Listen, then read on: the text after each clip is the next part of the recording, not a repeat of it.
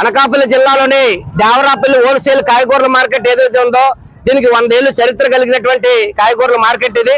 ఒకప్పుడు వంకాయ బరంపురం, ఒరిస్సా, ఇతర రాష్ట్రాలకు వెళ్ళినటువంటి చరిత్ర కలిగినటువంటిది ఇది. ఇక్కడ దేవరాపల్లి వంకాయ అంటే అత్యంత పేరు కలిగినటువంటి మార్కెట్ ఇది. దీన్ని ఈరోజు దళారీలు ప్రభుత్వం నిర్వీర్యం చేసి రైతాంగాన్ని ఈరోజు సర్వనాశనం చేసేటువంటి పరిస్థితికి ఈ రోజు పాలకవర్గాలు తీసుకొచ్చాయి. ప్రధానంగా ఈ రోజు టమాటా సీజన్ అటువంటిది ఈ రోజు వచ్చింది.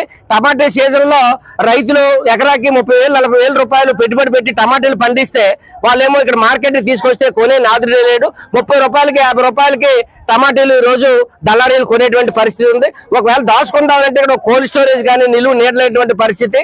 ఇక్కడ ఎండొచ్చినా వాన వచ్చినా పశువుల కన్నా అధ్వానంగా ఈ రోజు రైతులు చూస్తుంటారు. రైతేమో ఈ దేశానికి తిండి పెట్టినటువంటి రైతు ఈ రైతుని ఈ రోజు దుఃఖపెట్టినటువంటి కంట కన్నీరు కార్చినటువంటి పాలక వర్గాలకు రైతాంగం యొక్క ఉసురు తగులుతుందని చెప్పేసి మేము స్పష్టంగా చెప్పదలుచుకున్నాం. కాబట్టి ఇటువంటి ప్రభుత్వం పాలక వర్గాలు రైతాంగాన్ని నిబద్ధం సరైనది కాదు. అనేక సంవత్సరాల నుంచి కోల్డ్ స్టోరేజ్ కట్టాలని చెప్పేసి ఇక్కడ డిమాండ్ ఉంది. కోల్డ్ స్టోరేజ్ లేదు, ఇక్కడ నిలువ నీడ లేదు, వర్షం వచ్చినా ఎండ వచ్చినా తీవ్రమైన ఇబ్బంది. ఆశీలు మాత్రం ఈ రోజు విపరీతంగా డబ్బులు వసూలు చేస్తారు, వీళ్ళకి నిలువ నీడటువంటిది ఏర్పాటు చేయరు.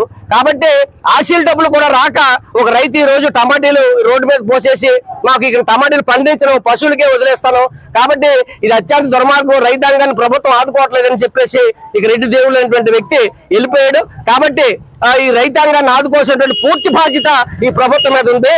కాబట్టి ప్రభుత్వం గుర్తించాలి, ఈ మార్కెట్ ని గుర్తించి ఈ రోజు రాష్ట్రంలో అంతర్జాతీయ మార్కెట్ గా ఇది ఉంది. అటువంటి మార్కెట్ నాశనం చేయడం సరైనది కాదు. దళారీలు నివారించండి, ప్రభుత్వం కొనుగోలు చేయండి, మద్దతు ధర ఇవ్వండి, నిలువ నీడవండి, వాళ్ళు కోల్డ్ స్టోరేజ్ కట్టండి, రైతాంగానికి ప్రోత్సహించండి అని చెప్పేసి ఈ సందర్భంగా మేము తెలియజేస్తా ఉన్నాం.